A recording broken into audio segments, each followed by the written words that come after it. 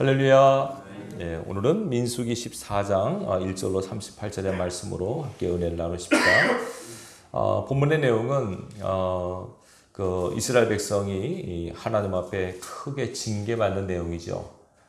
출애굽한 이스라엘 백성이 약 2년간에 걸쳐서 길을 가서요 가데스 바네아라는 지역에 이르게 됩니다. 그곳에서 거기가 이제 가나안 목전에 있는 곳인데요. 그곳에서 정탐꾼을 뽑아서 40일간 가나안 땅을 정탐케 하시죠. 그 40일간 정탐하고 온 정탐꾼들이 와서 자기들이 본 땅을 보고를 합니다. 10명은 부정적 보고를 하고 2명은 긍정적 보고를 하죠. 근데 이스라엘 백성이 안타깝게도 10명의 보고를 따라서 굉장히 하나님을 향한 원망과 불평, 낙심과 좌절의 모습을 보입니다. 오늘 본문의 내용이 그 내용이죠. 1절에 보시면 온 회중이 소리를 높여 부르짖으며 백성이 밤새도록 통곡하였더라. 땅을 보고 온 사람들의 그 평가를 듣고 그들이 주관적으로 판단을 합니다. 땅은 좋은데 거기 거인 족속들이 산다더라. 우리는 뭐 갈 수도 없는 땅이다. 이것까지 우리가 그야말로 헛고생한 거다. 이런 마음이 들어서 밤새도록 부르짖으며 통곡했다라고 나옵니다. 자, 그러면서 그들이 하나님 앞에 큰 죄를 짓게 됩니다. 어떤 죄를 졌길래 하나님께서 이렇게 분노하셨는가 하는 걸 살펴볼 필요가 있습니다. 자, 보십시다. 2절 그리고 3절 보십시오. 그들이 그냥 통곡하고 원망하는 게 아니고요. 이런 말을 했어요. 2절에 보시면 다 모세와 아론을 원망하여 회중이 그들에게 이르되 자 우리가 애굽 땅에서 죽었거나 이 광야에서 죽었으면 좋았을 것을 이렇게 합니다. 과거에 대한 불평. 괜히 나왔네. 우리 식으로 말하면 왜 하나님이 우리를 구원하셨지? 구원 안 했는 게 훨씬 나을 뻔했는데 왜 우리를 구원시켰지? 이런 식입니다. 여러분, 하나님께서 우리에게 베푸신 가장 큰 기적 중에 하나가 구원의 은혜 아닙니까? 근데 그 놀랍고 영광스러운 구원의 은혜를 이렇게 만들어 버립니다. 가장 안 좋게 평가해 버립니다. 두 번째는 3절이죠. 어찌하여 여호와가 우리를 그 땅으로 인도하여 칼에 쓰러지게 하려 하는가? 우리 처자가 사로잡히리니 애굽으로 돌아가는 것이 낫지 아니하리야. 자, 이거는 무슨 얘기입니까? 가서 분명히 우리를 칠 거다. 우리는 죽을 거다. 우리 부인과 애들은 다 포로가 될 거다. 자, 미래에 대한 예측인데 예측이 맞았습니까? 틀렸습니까? 틀렸죠. 아직 일어나지 않은 미래에 대한 염려, 근심, 두려움, 불평과 원망과 낙심으로 바뀌지 않습니까? 자, 이 모습을 잘 보셔야 됩니다. 여러분, 하나님은 과거와 현재와 미래의 하나님이세요. 하나님께서 이렇게 말씀하셨죠. 알파와 오메가라고요. 처음과 나중이라고, 시작과 끝이라고 말씀하세요. 모든 것. 그러니까 하나님은 시간을 초월해 역사하시는 하나님이세요. 근데 우리에게는요, 잘 들으세요. 현재 사는 우리에게는 과거에 대한 지식만 갖게 하셨지 미래에 대한 지혜는 갖지 않게 하셨어요. 미래에 대한 지식은 우리가 모릅니다. 그렇죠? 미래를 함부로 예단할 수도 없고 예측할 수도 없어요.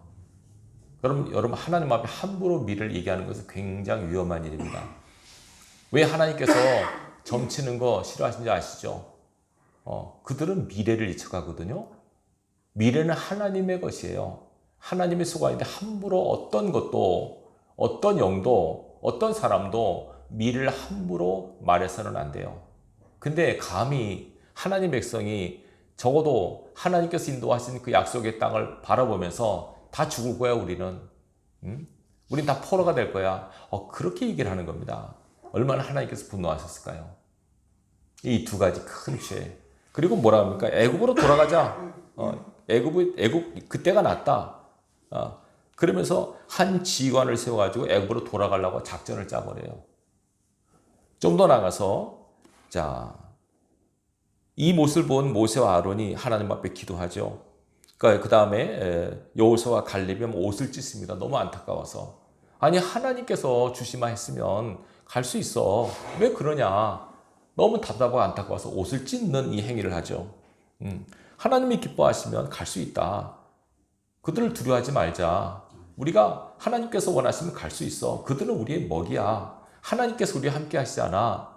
여호수아 갈렙이 너무 안타까워 답답해서 옷을 찢으면서 얘기를 하죠. 근데 말을 안 듣습니다. 10절에 보시면 온 회중이 그들을 돌로 치려 하는데 말을 안 듣고 이제는 여호수아 갈렙, 모세와 아론까지 돌로 치려고 해요. 죽이려고 합니다. 그때 그 자리에 하나님의 영광이 나타납니다. 하나님이 그곳에 임재하십니다. 그러면서 하나님께서 말씀하신 내용을 보십시다. 11절입니다. 여호와께서 모세에게 이르시되 이 백성이 어느 때까지 나를 멸시하겠느냐. 하나님께서 멸시를 당하셨다고 여기십니다. 내가 그들 중에 많은 이적을 행하였으나 어느 때까지 나를 믿지 않겠느냐 하시면서 무서운 말씀을 하세요. 내가 전염병으로 이들을 싹 멸하고 모세 너로 크고 강한 나라를 만들어 줄 것이다. 이렇게 얘기를 하세요. 모세에게서는 굉장한 제안이죠. 근데 모세가 뭐라 그럽니까? 하나님은 그러시면 안 됩니다. 그래서 모세한 내용을 요약하면 이겁니다. 하나님에 대한 명성이 다 열국에 퍼졌는데 애굽에서 그 능력으로 그 백성을 이끄시는 하나님의 명성과 영광이 다 열국에 퍼졌습니다. 그런데 만약에 하나님께서 이 백성을 다 진멸하시면 그들이 뭐라고 얘기하겠습니까? 여호와라고 하는 신이 그래 광야에서 기껏 그 백성을 죽이려고 인도했느냐? 그런 기적을 통해서 인도해놓고 기껏 광야에서 다 전멸시켰느냐? 그렇게 말할 것 아닙니까? 그럼 하나님의 영광이 뭐가 됩니까? 하나님 절대로 그렇게 하지 마시고 지금까지 그들의 모든 죄를 사하셨지 않습니까? 그러신 것처럼 지금 이들의 죄도 용서해 주십시오 라고 모세가 간절한 중재를 하죠. 중보기도를 하죠. 그러면서 하나님께서 그 모세의 기도를 들으시고 20절에 말씀하세요. 여호와께서 이르시되 내가 네 말대로 사하노라. 이 모세의 중재가 대단하지 않습니까? 그 백성을 살린 기도입니다, 여러분. 전멸당한 200만 넘는 백성이 전멸당할 뻔했는데 하나님의 사람 모세의 기도로 그들이 살아난 겁니다. 용서하셨습니다. 그렇지만 하나님께서 말씀하세요. 내 영광과 애굽의 땅에서 행한 모든 기적을 보고서도 이같이 10번이나 나를 시험하고 내 목소리를 청종하지 않는 그 사람들은 내가 그들의 조상들에게 맹세한 땅을 결단코 보지 못할 것이요 나를 멸시하는 사람 한 사람도 그것을 보지 못하리라. 엄하게 말씀하십니다. 내 종 여호수아 갈렙만 빼고 다 광야에서 죽게 될 것이다. 이렇게 말씀하시는 거예요. 네. 참 무서운 말씀이죠. 자세한 내용 여러분들이 본문을 살펴보시면 알 겁니다. 29절에 보시면 이렇게 말씀하시죠. 너희 시체가 이 광야에 엎드러질 것이라 너희 중에서 20세 이상으로서 계수된 자 곧 나를 원망한 자 전부가 갈렙과 여호수아 외에는 내게 맹세하여 너에게 살게 하리란 땅에 결단코 들어가지 못하리라. 그 다음 33절입니다. 너희 자녀들은 너희 반역한 죄를 지고 너희 시체가 광야에서 소멸되기까지 40년을 광야에서 방황하는 자가 될 것이다. 너희는 그 땅을 정탐한 날 수인 40일의 하루를 1년으로 환산하고 그 40년간 너희 죄악을 담당할지니 너희는 그제서야 내가 싫어하면 어떻게 되는지를 알리라 하셨다라. 자, 하나님의 무서운 판결이 났습니다. 모세의 네 말을 듣고 이 백성을 죽이지는 않으마. 그러나 20세 이상 된 사람으로서 출애굽할 때 20세 이상 된 이 사람 남녀를 제외하고 20세 이상 된 모든 사람은 광야에서 죽을 것이다. 광야 기간은 너희가 정탐한 날 하루를 1년으로 환산해서 40년이 될 것이다. 이렇게 하나님께서 선언하셨습니다. 그래서 이제 이스라엘의 광야길 약 40년의 광야길이 시작이 되는 겁니다, 여러분. 자, 오늘 설교 제목이 뭡니까? 이스라엘 백성의 광야 40년의 동기. 이유가 뭐였습니까? 그들이 하나님의 말씀에 대한 순종을 안 했기 때문에, 약속을 불신했기 때문에, 하나님을 불신했기 때문에 그들이 받은 징계입니다. 이거는 광야 40년은 그 백성의 불신에 대한 하나님의 징계 차원에서 시작이 됩니다. 징계라 하면 여러분 잘못된 것을 수정하고 고치는 의미가 있습니다. 잘못된 것을 지적하고 알게 하고 그를 바로잡아서 바로 세울 때까지 행해지는 어찌 보면 형벌 같지만은 형벌은 어떻게 보면 이제 이스라엘 백성 형벌 받았다면 다 죽었는데 형벌이 아니고 징계 차원에서 마치 나중에 말씀드리겠지만 부모가 자식의 잘못을 채찍질하듯이 하나님께서 그 백성을 이렇게 징계하신 겁니다. 그래서 광야 40년의 동기는 그들의 불신앙과 불순종에 대한 하나님의 징계로부터 시작이 됩니다. 그래서 여러분 이제 그들이 광야 40년을 돌게 됩니다. 자, 그러면 광야 40년이라는 기간이죠. 자, 이 기간은 굉장히 힘든 기간이라고 우리가 알고 있죠. 자, 그 기간을 그들이 돌면서 하나님께서 그들에게 무엇을 원하셨는가? 여러분, 징계가 있으면 징계의 의도가 있지 않겠습니까? 동기는 불순종이고 불신앙이에요. 그러면 그 징계하는 시간 동안에 하나님께서 그들에게 원하시는 것이 무엇이냐 하는 것을 이 시간 잘 살펴보십시다.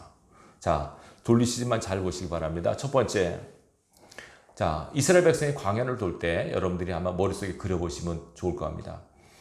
이스라엘 백성 12지파 아닙니까? 12지파가 진행을 할 때 그 진의 모양이 전쟁 때 군사의 진의 모양과 같습니다.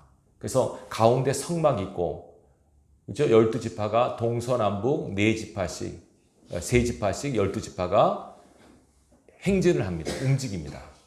출애굽에 있을 때 하나님께서 어떻게 그 백성을 인도하시냐면 낮에는 구름 기둥으로 밤에는 불 기둥으로 인도하셨다고 기록되어 있습니다.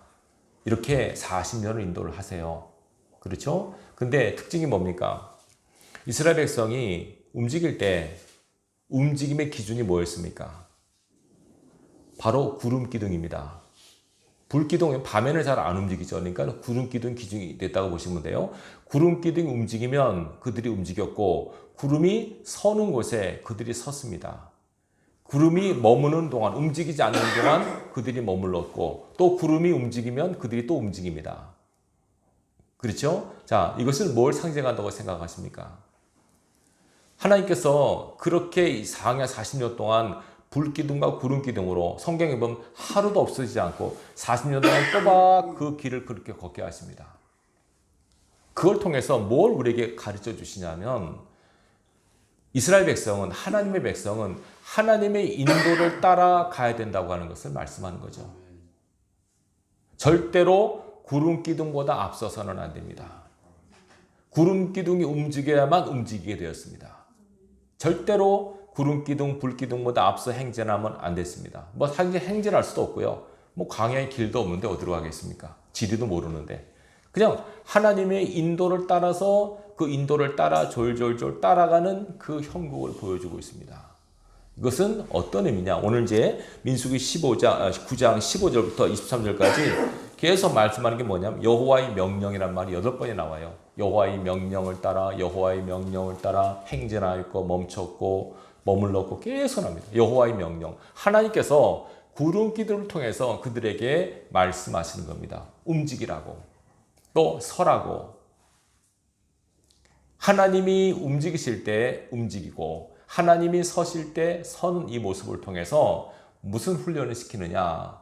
오직 하나님의 백성은 하나님의 말씀을 따라 살아야 된다는 것을 보여주십니다. 다시 말하면 순종하는 훈련을 시킨 겁니다. 무슨 훈련이라고요? 순종하는 훈련. 순종이 뭘까요, 여러분? 하나님의 명을 따라서 그대로 행하는 것. 우리 이런 말 들어보셨죠? 크리스찬은 말씀과 기도보다 앞서면 안 된다고요. 우리는 항상 주님을 따라가는 입장입니다. 예수님께서는 우리 목자가 되시고 우리는 그분이 양입니다. 양이 절대로 목자 앞서서 가면 안 되듯이 우리는 주님의 뒤를 따라가야 됩니다. 그러면 주님을 따라간다는 게 뭘까? 결국은 말씀을 따라가는 삶, 즉 말씀에 순종하는 삶을 우리에게 보이고 있습니다. 이게 여러분 순종이 굉장히 중요합니다. 여러분. 기독교인의 가장 근본적 신앙 태도와 자세는 순종입니다. 순종. 오직하면 순종이 제사보다 낫고 듣는 것이 수양이 기름보다 낫다고 말씀하셨을까요? 영적으로 봤을 때 순종은 꽃과 같고요. 축복은 열매와 같습니다. 다시 말하면 순종하는 모습이 그렇게 아름답게 보이는 겁니다. 순종하는 모습이. 여러분, 믿음의 조상 아브라함이 어떻게 해서 믿음의 조상이 되었습니까? 물론 하나님의 택정함과 하나님의 인도하심이 있었지만 가장 중요한 사건은 창세기 22장에 그 아들을 바치라고 할 하나님의 명령에 아브라함은 순종했습니다. 아담이 왜 타락한 인류의 조상이 됐습니까? 하나님의 말씀에 순종하지 아니했고요. 예수님께서 왜 영원한 대제사장 왕이 되셨습니까? 물론 하나님이시지만 그러나 이 땅에서 법도와 규례를 다 거치셨고 과정을 거치셨는데 가장 중요한 십자가를 지셨어요. 십자가 앞에서 고민하셨어요. 힘드셨어요. 그러나 내 뜻대로 마시고 아버지의 뜻대로 하옵소서라고 순종하셨어요. 고난으로 순종을 배웠다고 말씀하고 있어요. 여러분, 순종하는 모습이 하나님 보시기에 가장 아름다운 모습이에요. 네. 하나님께서 어떤 뜻과 목적을 가지시고 우리에게 말씀하시잖아요. 그러면 그 말씀을 한 귀로 듣고 흘리시면 안 되고 그 말씀을 마음속에 새기시고 그 말씀을 따라서 움직이는 것이 우리의 삶의 모습이 되셔야 돼요. 성경에서 뭐라 그러냐면 시편 119편 105절에 주의 말씀은 내 발의 등이요 내 길의 빛이라고 하셨잖아요. 등이 우리 앞에 있습니까? 뒤에 있습니까? 우리 앞에 있죠. 말씀이 우리 앞에서 우리를 이끌고 가도록 하셔야 돼요. 신앙할 때 어려운 분들 보시면요. 대부분의 경우가 이겁니다. 말씀보다 앞서가는 분들이에요. 어떤 일을 행하려고 할 때 먼저 기도하셔야 돼요. 모르겠으면 목사한테 물어보셔야죠. 목사님 이렇게 하라고 하면 될까요? 괜찮을까요? 먼저 여쭙고 뜻을 알고 움직이셔야 되는데 일을 다 벌려놔요 먼저. 그리고 나서 뭐 이렇게 했는데 어떡할까요? 이렇게 내버려요. 그럼 제가 뭐라고 하겠습니까? 말할 수가 없는 거죠 여러분. 그 혼자 시험 들어요 그렇게 해놓고. 여러분 항상 크리스찬들은 우리의 행보는 하나님보다 앞서면 안 돼요. 하나님의 뜻을 따라 움직이셔야 돼요. 광야 40년 동안 계속 그들이 보십시오. 아침에 일어나서 만나 갖고 오죠. 그죠? 그리고 항상 구름기둥, 불기둥은 불 거 아닙니까? 움직이나 안 움직이나. 그게 여러분 쉬운 일이겠습니까? 어렵습니다, 여러분. 이게 뭐 어렵습니다, 여러분.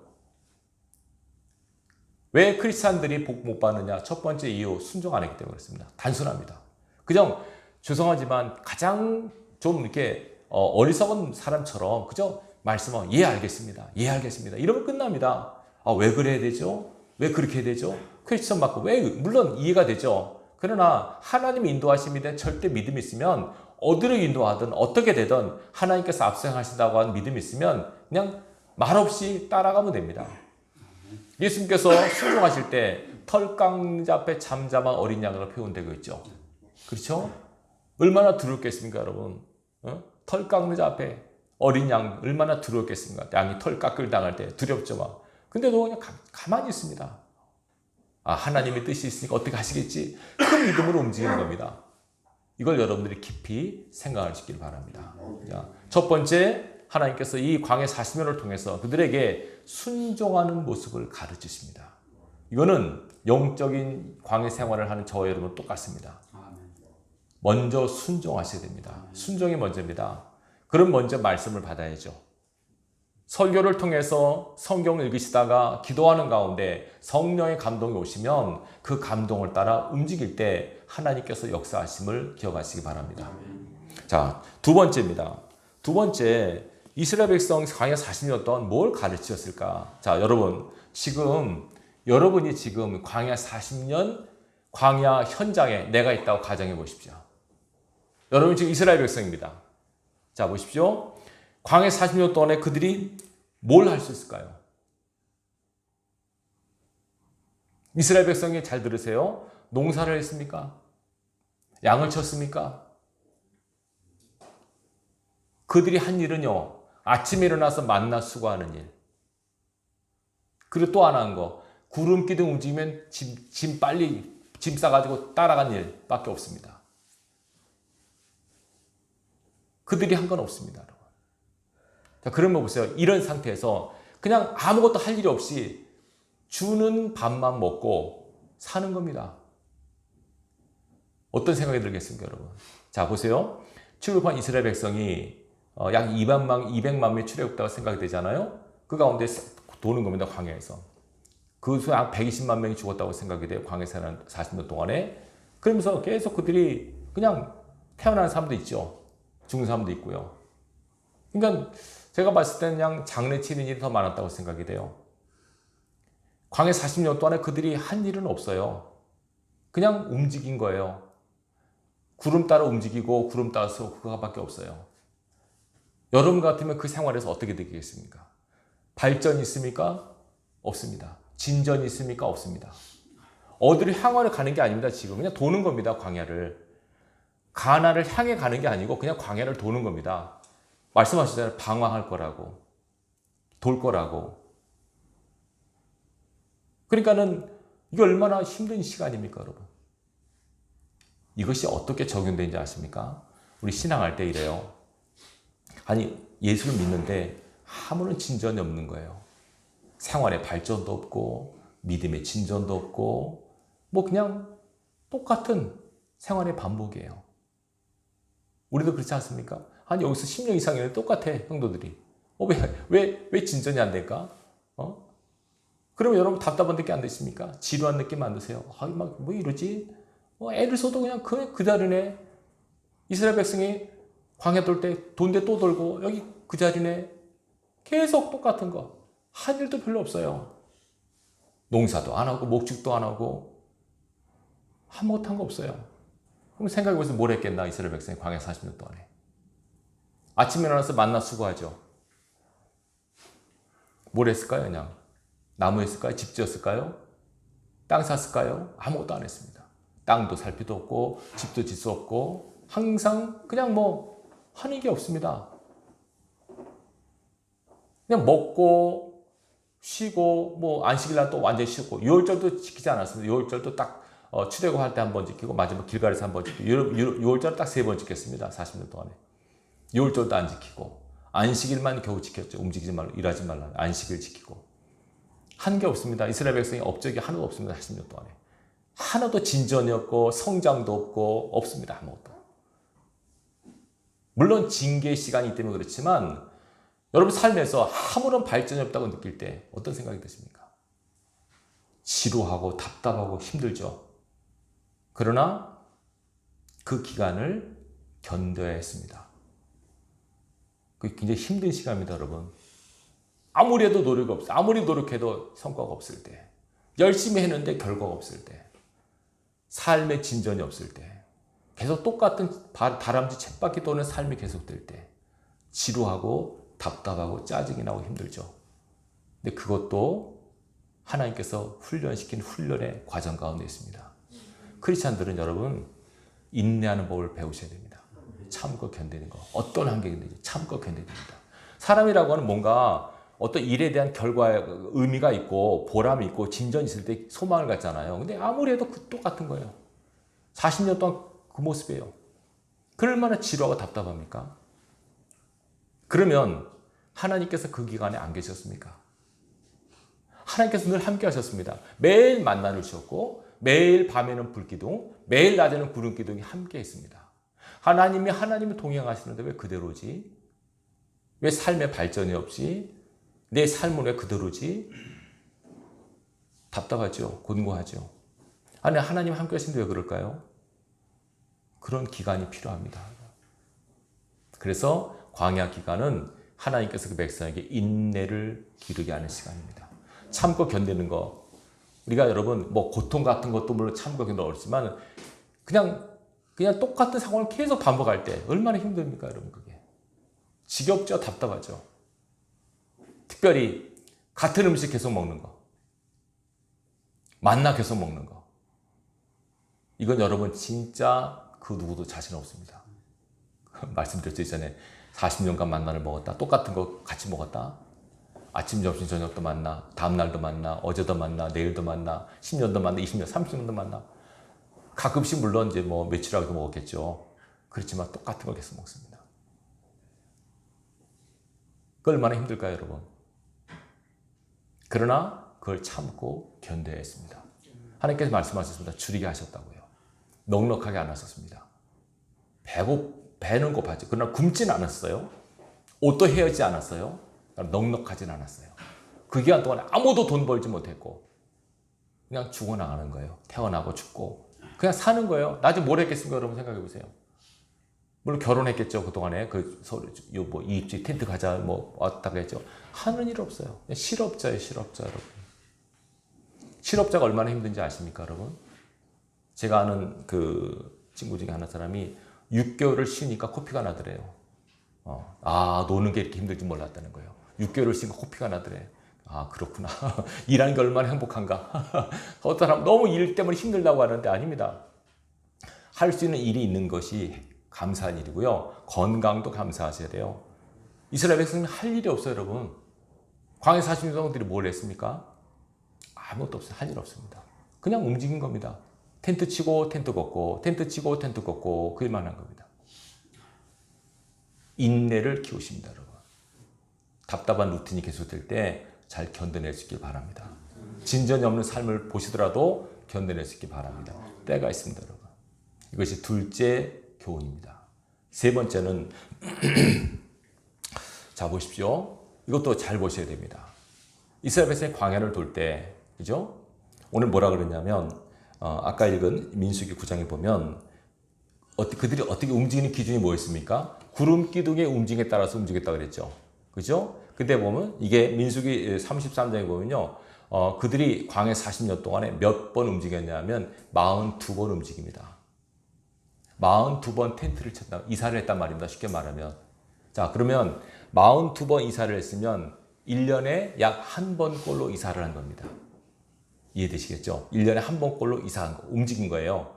근데 1년에 한 번꼴인데, 자, 잘 생각해 보시기 바랍니다. 그건 정말 1년에 한 번만 움직였을까? 평균이 그래요. 근데 그렇지가 않아요. 오늘 아까 읽은 민수기 9장 보면 이렇게 나와요. 민수기 9장 21절 보면 혹시 구름이 저녁부터 아침까지 있다가 아침에 그 구름이 떠오를 때는 또 움직였습니다. 그러면 이게 며칠 머무는 겁니까? 하루입니다, 하루. 딱 하루 머물렀는데 움직입니다. 그죠? 또 구름이 밤낮 있다가 떠오르면 그것도 하루죠. 또 하루 움직입니다. 근데 21절 보세요. 22절. 이틀이든지 한 달이든지 1년이든지 구름이 성막 위에 머물러 있을 동안에는 이스라엘 자손 진영에 머물고 행진하지 아니하다가 떠오르면 행진하였으니. 무슨 얘기입니까, 여러분? 하나님께서 야, 내가 언제 움직일 거야 준비해 말씀 안 하시고 그냥 하나님 뜻대로 움직이시는 겁니다. 마음대로. 그러니까 이스라엘 백성 입장에서는 뭐 하는 겁니까? 항상 무슨 준비할까요? 짐 싸는 준비. 항상 짐 싸는 준비다. 자, 아침에 일어났어요. 구름 기둥이 움직여요. 움직인다. 짐 싸대 막 하고 텐트를 딱 쳤어요. 저녁 때. 아, 여기서 머무나 보다. 짐 다 풀고 아침에 딱 일어났어요. 또 움직이는 게 구름이. 이거 왜 이러죠? 막 싸요. 그 또 움직여요. 어제 하룻밤밖에 못 잤는데 또 움직인다. 그러니까 또 가만히 있는 게 구름 기둥이. 아, 이제 있으려나 보다. 3일째 내가 또 움직여요. 또 막 보따랬어요. 또 일주일, 또 어디 갔다 일주일 있어요. 아, 이거 이제 앞으로도 언제 움직임을 한참 긴장했다. 근데 어느 곳에 딱 갔는데 1년 동안 안 움직이는 거예요. 항상 그 사람들이 뭘 주목할까요? 구름 기둥 주목하고, 이거 움직이면, 구름 기둥 움직이면 빨리 짐 싸야 되니까 항상 깨어서 짐 싸는 훈련, 떠날 준비하는 훈련을 시키세요. 그러면서 뭘 가르치십니까? 이 땅은 항상 떠날 준비를 해야 돼. 항상 너희는 움직일 준비를 하고 살아. 저도 이걸 깨닫고 나서 이사 자주 하는 거 하나님 앞에 원망하지 않았어요. 이사 엄청 자주 했죠, 우리도. 근데, 그렇구나. 이사 많이 하는 게 하나님께서 준비시키는 거구나. 훈련시키는 거구나. 이사를 자주 해보신 분 아니겠지만은, 이사를 자주 하면 짐이 가벼워질까요? 무거워질까요? 짐이 단촐해지죠. 가볍게 됩니다. 단순하게 됩니다. 특별히 잘 보십시오. 이스라엘 백성이 그 40년 동안에, 그죠? 아까 말씀하셨죠, 하나님께서 20세 이상 된 사람 다 죽는다고요. 성경이 어떻게 했냐면 출애굽할 때 이스라엘 백성이 장정만 60만이에요. 장정이라면 힘쓰는 남자죠. 20세 이상 된 남자가 60만이에요. 그러면 여성까지 합하면 약 120만 정도 있다고 쳐요. 1대1로 비교를 하자면. 그렇죠? 그러니까 20세 이하 된 사람들은 80만 정도 돼요. 200만으로 추산한다면. 그러면 제가 계산을 해봤어요. 20세 이상 된 사람, 남녀가 40년 동안에 광야에서 다 죽어요. 그렇죠? 남자 60만, 여자 60만, 120만이 죽어나가요. 그러면 제가 계산해봤어요. 40년을 계산하니까 14,600일이에요. 그러면 14,600일 동안 80만 명이 죽었어요. 아니 120만 명이 죽었어요. 계산해 보니까 하루에 80명씩 죽어 나왔어요. 평균적으로. 적어야 많아요. 많죠. 하루에 매일 장사를 80명씩 지내는 거예요. 그러니까 매일 일어나면 곡소리 들리고, 아이고 또 누가 죽었구나, 또 누가 죽었구나. 죽음을 계속 보면서 항상 떠날 준비를 하면서 40년 동안 살아야 했어요. 무슨 훈련 시켰다고 생각이 되십니까, 여러분? 이별하는 훈련, 떠나는 훈련, 하나님 앞에 갈 수 있는 항상 준비된 삶을 살라고 우리에게 말씀하시는 거예요. 여러분 이 땅에 사는 동안 여러분 항상 언제 주님 부르시든지 기꺼이 갈 수 있는 영적 준비를 하고 사셔야 돼요. 그게 굉장히 중요합니다. 이 준비가 안 되면 안 됩니다. 어느 때 주님 나를 부르시든지 오너라 할 때 예 제가 여기 있습니다 하고 갈 수 있는 삶을 사셔야 됩니다. 항상 깨어서 기도하고 주님이 움직이실 때 움직이고 주님께서 말씀하실 때 순종하고 그런 삶을 살게 하기 위해서 하나님께서 그 백성을 40년 동안 훈련시키신 겁니다. 그리고 만나를 통해서 너희는 이 만나를 먹고 사는 사람들이야. 나중에 이것이 예수 그리스도임을 말씀하셨고 그분이 생명의 떡, 우리는 예수 그리스도를 먹어야만 사는 존재임을 우리에게 가르쳐 주신 겁니다. 만나 또 불기둥, 구름기둥을 통해서 하나님께서는 그 백성은 너희는 꼭 나만 바라봐. 내 움직임만 주시해. 절대로 너희 먼저 앞서면 안 돼. 이렇게 말씀하시는 겁니다. 요약해 볼까요? 세 가지죠. 첫 번째는 순종하는 법을 가르치십니다. 절대로 너희는 말씀과 기도보다 앞서지 말라. 내가 명령할 때 반드시 움직여라. 둘째는 뭐라고요? 인내하는 법을 가르치세요. 답답하지, 괴롭지, 아무것도 못하지 않습니까? 그러니 참고 견뎌라. 세 번째는 뭐예요? 항상 준비하는 삶. 항상 죽을 준비하고 움직일 준비를, 천국으로 올 준비를 하는 삶을 살아야 된다라고 하는 것을 우리에게 가르치시는 겁니다. 자, 이걸 다 돈 다음에 모세가 신명기 8장을 보실까요? 우선은 신명기 1장을 보시겠습니다. 광야에서도 너희가 당하였거니와 사람이 자기의 아들을 안는 것 같이 너희 하나님 여호와께서 너희가 걸어온 길에서 너희를 안으사 이곳까지 이르게 하셨느니라 하나 이 말에 너희가 너희 하나님 여호와를 믿지 아니하였도다. 그는 너희보다 먼저 그 길을 가시며 장막 칠 곳을 찾으시고 밤에는 불로 낮에는 구름으로 너희가 갈 길을 지시하신 자이시니라. 아멘. 잘 보시기 바랍니다. 모세가 뭐라고 얘기합니까? 40년 동안 하나님께서 너희를 뭐 하셨다고요? 안았다고 말해요. 안았다. 부모가 자식을 돌보듯이 하나님이 너희를 안으셔서 인도하셨다라고 말합니다. 그들이 과연 이런 기분, 이런 느낌을 가졌을까요? 지난주도 말씀드렸죠. 이 광야 기간은 신랑 되신 하나님께서 이스라엘 백성을 신부로 여기시고 신혼하는 여인, 신혼 기간이었다고 말씀드렸죠. 그런 기분으로 이끄셨고 부모가 자식을 안듯이 하나님께서 이렇게 안으셨대요. 그러면서 재미있는 말이 나오죠. 32절에 그는 너희보다 먼저 그 길을 가셔서 장막 칠 곳을 찾으셨다는 거죠. 너희 쉴 곳을 찾으셨다는 거죠.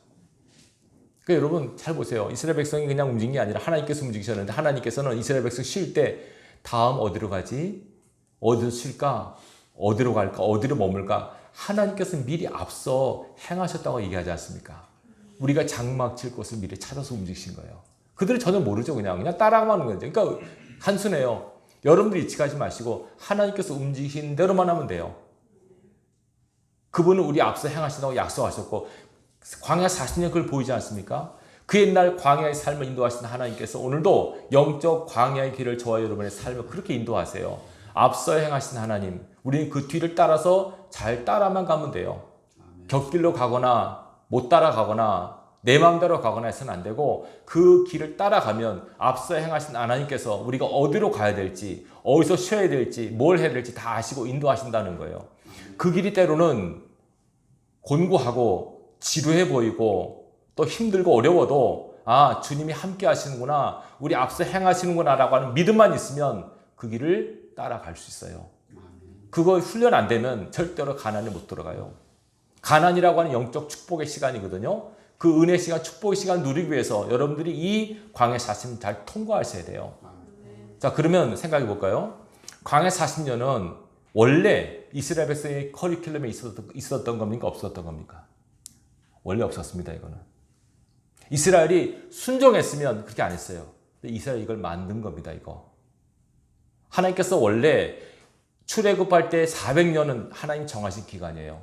근데 광야 40년은 그들이 만든 기간이에요. 자, 그러면 하나님이 원래 뜻에는 없었고 그들이 만든 기간이라면 그들이 이거를 하나님 앞에 읍소해서 간절히 기도해서 줄여달라고 취소해달라고 했으면 하나님께서 기도를 어떻게 하셨을까요? 저는 개인적으로 그 기도를 들으셨을 거라고 믿어요.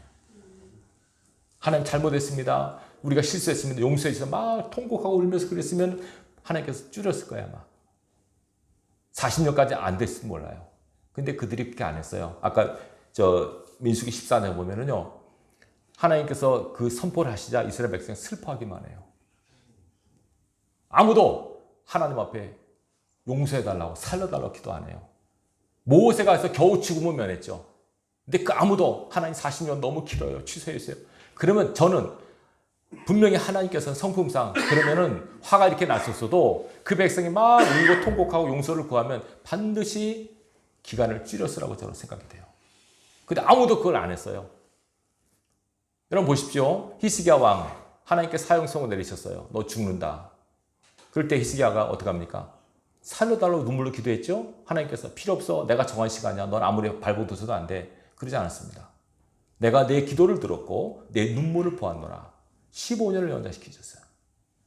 요나에게 말씀하셨어요. 니누한테 가서 40일 있으면 망한다고 전해라. 40일 있으면 망한다. 딱 40일이다. 망한다. 요나가 정말 막 별짓 다 하다가 결국 억지로 전했죠. 회개하란 말도 안 해서 그냥 40일 있으면 무너진다. 40일 있으면 한다. 근데 그 말을 듣고 회개하잖아요. 니누에가. 어떻게 합니까? 하나님께서 40일 후에 멸망시키려 했던 그 계획을 취소하세요. 얼마든지 회개하면 가능해요. 변화가. 마지막 종말도 마찬가지. 예수님께서 말씀하셨잖아요. 그날이 언제일지 모른다. 아버지만 아신다. 그러나 그때가 겨울에 되지 않도록 기도하라. 이게 무슨 말입니까? 기도하면 하나님 때를 바꿀 수 있다는 얘기예요. 이 광야 40년도 너희가 진짜 잘못하고 회개하다가 울면 부르짖으면 취소가 되든지 줄어들 수 있어요. 이건 어떤 의미가 있을까요, 여러분? 여러분 삶이 너무 곤고하고 지금 광야 길을 지난다.